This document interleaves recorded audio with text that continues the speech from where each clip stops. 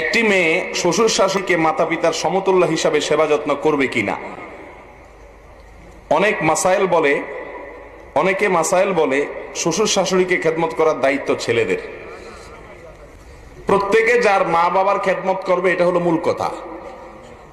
ছেলে তার মা বাবার খেদমত করবে, মেয়েও তার মা বাবার খেদমত করবে। ভাই, শ্বশুর শাশুড়ির খেদমত মহিলারা করবে কিনা এটা নিয়ে এখন ফতুয়ার শেষ নাই। মহিলারা চায় হুজুর আমাদের পক্ষে একটু ফতুয়া দেখ, আমরা একটু জান বাঁচি। অনেকেরই অপছন্দ হবে, পুরুষদের সবার অপছন্দ হবে, তারপরেও বলতে হবে সত্য কথা আমাকে।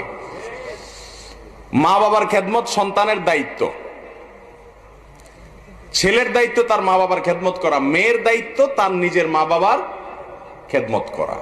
তবে এটাও খেয়াল করা উচিত, অনেকে বৌমাদেরকে কাজের বুয়া হিসাবে আনে, কাজের মহিলা হিসাবে আনে।